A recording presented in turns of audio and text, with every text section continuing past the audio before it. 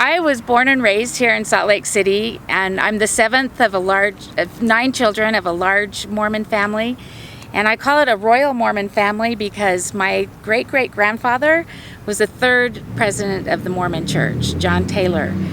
And I went up all through the church activities, and I went on a Mormon mission, even way back when it wasn't very popular for young women to go. And I came home and I got married in the temple, and I didn't live happily ever after.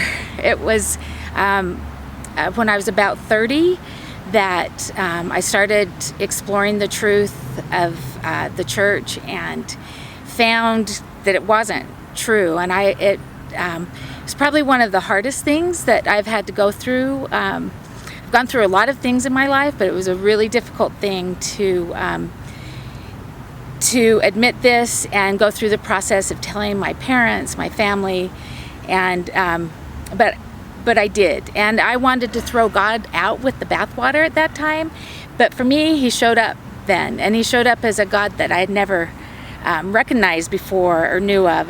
But it was still 20 years before I accepted Jesus. But in those 20 years, God showed up in my life in several very significant ways, and so 20 years later,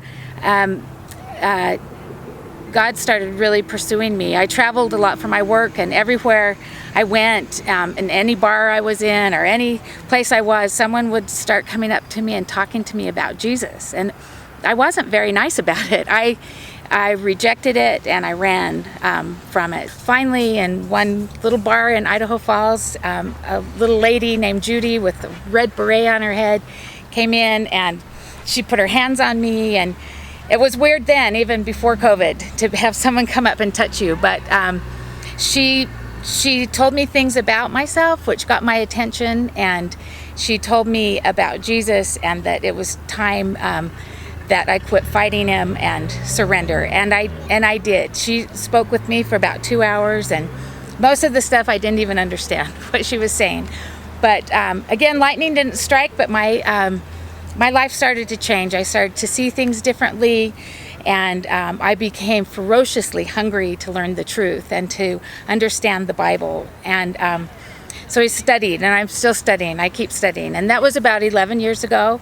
In the last 11 years, I have spent 7 years on campus as a campus minister to international students. And I currently am working in the local church, trying to support ministries such as this, and in supporting the local church.